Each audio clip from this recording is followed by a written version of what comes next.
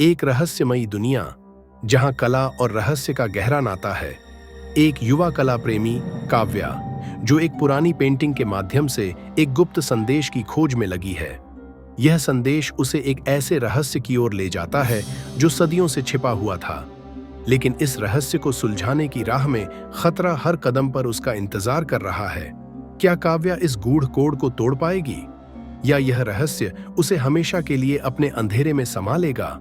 एक ऐसी कहानी जो आपको रहस्य, रोमांच और खतरे के बीच ले जाएगी। क्या आप इस गुप्त संदेश को सुलझाने के लिए तैयार हैं? एक हल्की ठंडी हवा बह रही थी, सूरज डूबने को था और आसमान के लाल सुनहरे रंग चारों ओर बिखरे हुए थे। दूर कहीं एक पुरानी कला प्रदर्शनी गैलरी के अंदर काव्या नाम की एक युवा कला प्रेमी खड़ी थी। उसकी आंखें एक पुरानी धूल भरी पेंटिंग पर जमी थीं। अज्ञात छाया। यह पेंटिंग अन्य चित्रों से अलग थी। गहरे रंगों में बनी एक धुंधली आकृति किसी बंद दरवाजे की ओर इशारा कर रही थी। पेंटिंग के कोने में हल्की सी दरार थी और जब काव्या ने करीब से देखा तो उसे वहां कुछ अजीब प्रतीक दिखाई दिए। काव्या को हमेशा रहस्यमयी चीजों की ओर खिंचाव महसूस होता था। उसने धीरे धीरे पेंटिंग की ऊपरी परत को खंगालना शुरू किया और जल्द ही कुछ अस्पष्ट अक्षर प्रकट हुए। सत्य की खोज उस स्थान पर करो जहां समय ठहर जाता है। यह वाक्य गूढ़ था। क्या यह महज कलाकार की कल्पना थी या इसके पीछे कोई छिपा हुआ रहस्य था? जैसे ही काव्या ने इस गुप्त संदेश को सुलझाने की कोशिश की, उसे लगा जैसे कोई उसे देख रहा है। उसने चारों ओर नजर दौड़ाई, लेकिन वहां कोई नहीं था। उसे यह सिर्फ एक भ्रम लगा और वह अपने अध्ययन में वापस जुट गई। उसने पुराने कला दस्तावेजों को खंगालना शुरू किया। जल्द ही उसे पता चला कि यह पेंटिंग एक खोए हुए रहस्य से जुड़ी हुई थी। कहा जाता था कि इस कलाकार ने अपनी अंतिम कृति में एक रहस्यमयी संदेश छिपाया था, जिसे अब तक कोई नहीं समझ पाया था। काव्या जितना इस रहस्य के करीब पहुंच रही थी, उतने ही अजीब घटनाएं घटने लगीं। उसकी खोज के कुछ ही दिनों बाद उसके कमरे में रखी किताबें अपने आप जमीन पर गिर गईं। उसका लैपटॉप अचानक बंद हो गया और कुछ जरूरी फाइलें डिलीट हो गईं।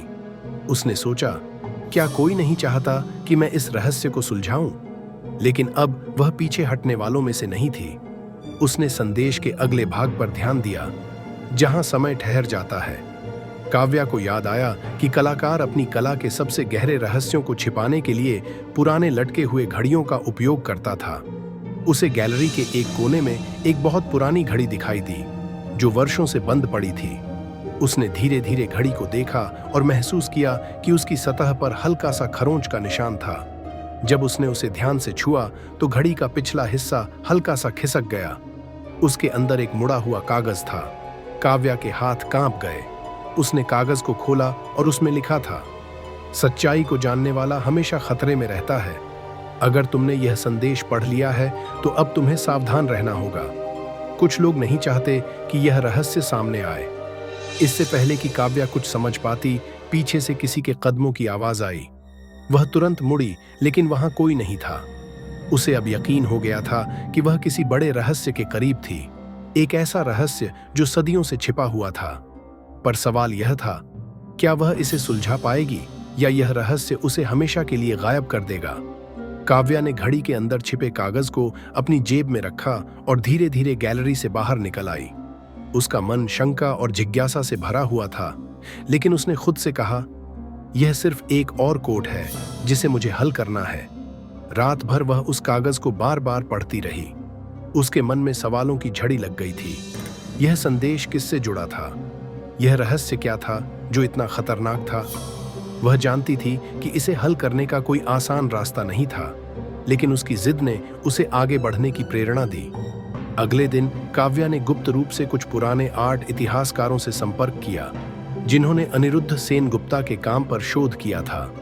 उनमें से एक ने उसे बताया कि अनिरुद्ध ने अपनी कला में बहुत सारे संकेत छोड़े थे, जिन्हें केवल कुछ ही लोग समझ सकते थे। उन संकेतों को जोड़ने पर एक बड़े रहस्य का पर्दाफाश होता था। तुमने ठीक किया काव्या, यह कोई साधारण कोड नहीं है। इसे हल करने के लिए तुम्हें उसकी कला और जीवन के गहरे पहलुओं को समझना होगा, उस शोधकर्ता ने कहा। काव्या ने महसूस किया कि अब उसे सही दिशा में कदम बढ़ाना होगा। वह उसी पुराने कला संग्रहालय में लौटने का फैसला करती है जहां उसने पहली बार पेंटिंग देखी थी। गैलरी में काव्या ने एक बार फिर पेंटिंग की ओर बढ़ने से पहले पूरे कमरे को ध्यान से देखा। उसकी आंखों के सामने कई पेंटिंग्स थीं, लेकिन अज्ञात छाया ने उसे फिर से खींच लिया।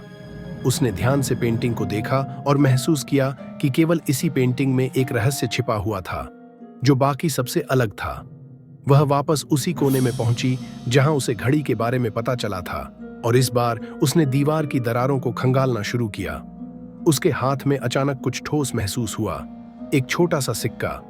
सिक्के पर एक खास संकेत था जो पेंटिंग में मौजूद प्रतीकों से मेल खा रहा था। काव्या ने सिक्के को सावधानी से अपनी जेब में रखा और अपने शोध की गति को तेज किया। कुछ दिनों बाद वह एक अन्य चित्रकार के लेख में यह पता लगाने में सफल हो गई कि यह सिक्का एक गुप्त दरवाजे का संकेत था, जो किसी सीक्रेट चैम्बर तक पहुंचाता था। वह चैम्बर जहां अनिरुद्ध ने अपनी आखिरी कृति को छिपाया था। काव्या ने खुद को यकीन दिलाया कि यह वह रहस्य था जिसे उसे हर हालत में सुलझाना था। वह उसी गैलरी के पुराने तहखाने की ओर बढ़ी जहां उसने सिक्का और अन्य संकेतों से जुड़ी जानकारी को लेकर एक गुप्त मार्ग की तलाश शुरू की। अचानक उसे दीवार में एक खरोच नजर आई जो सिक्के के संकेतों से मेल खा रही थी। जैसे ही उसने उस खरोच को दबाया, दीवार का एक हिस्सा धीरे से खुल गया और सामने आ गया एक गहरे अंधेरे में डूबा हुआ तहखाना। काव्या ने लाइट की टॉर्च निकाली और भीतर कदम रखा। उसके सामने एक पुरानी लकड़ी की किताबें और कागज थे, जिन पर रहस्यमयी सिंबल्स और कोड लिखे हुए थे। काव्या ने एक किताब को खोला और उसमें वही संदेश पाया जो पेंटिंग और सिक्के में था। किताब के अंदर लिखा था, जो ज्ञान तुम्हें मिलेगा वह तुम्हारी जिंदगी बदल देगा, लेकिन तुम्हारी खोज का अंत जान से होगा। काव्या की धड़कनें तेज हो गईं। यह चेतावनी थी। क्या उसे इसे सुलझाना चाहिए या यह रहस्य हमेशा के लिए उसे खत्म कर देगा? काव्या को अब समझ में आने लगा था कि यह रहस्य केवल कला और इतिहास से नहीं जुड़ा था, बल्कि यह एक खतरनाक साजिश से भी जुड़ा था। यह उस गहरे नेटवर्क का हिस्सा था जो सदियों से दुनिया के सबसे बड़े रहस्यों और खजानों को छिपा रहा था। क्या काव्या अपनी जान को खतरे में डालते हुए इस रहस्य को सुलझा पाएगी, या क्या यह रहस्य उसे खो देने के लिए बना था? काव्या ने किताब में लिखा चेतावनी पढ़ा और अपने अगले कदम पर विचार किया। वह जानती थी कि अब उसे यह रहस्य सुलझाना ही होगा, क्योंकि अब उसके हाथों में वह ज्ञान था जो पूरी दुनिया को बदल सकता था। काव्या ने किताब के पन्ने पलटे तो एक नक्शा मिला जिसमें अंतिम सत्य का संकेत था। उसने तहखाने की दीवार पर बने चिन्ह को गौर से देखा और सिक्का उस पर रख दिया। अचानक दीवार पीछे खिसक गई और एक गुप्त कक्ष खुला। अंदर एक पेंटिंग थी, अंतिम रहस्य, जिसमें अनिरुद्ध सेनगुप्ता ने अपने लापता होने की सच्चाई छिपाई थी। जैसे ही काव्या ने पेंटिंग छुई, पीछे से किसी ने कहा, अब बहुत देर हो चुकी है। अंधेरे में एक परछाई बढ़ी, लेकिन काव्या पहले ही पेंटिंग का फोटो लेकर भाग चुकी थी। अब उसे दुनिया को यह सच बताना था, लेकिन क्या वो ऐसा कर पाएगी? काव्या पेंटिंग की तस्वीर लेकर गैलरी से भागी, लेकिन बाहर निकलते ही दो लोग उसका पीछा करने लगे। वह तेजी से अंधेरी गलियों में दौड़ी और अपने एक भरोसेमंद इतिहासकार दोस्त विवेक को फोन किया। मैंने रहस्य ढूंढ लिया है, लेकिन कोई मेरे पीछे है, उसने घबराते हुए कहा। विवेक ने उसे अपने गुप्त स्टूडियो में आने को कहा। वहां उन्होंने पेंटिंग की तस्वीर का गहराई से विश्लेषण किया।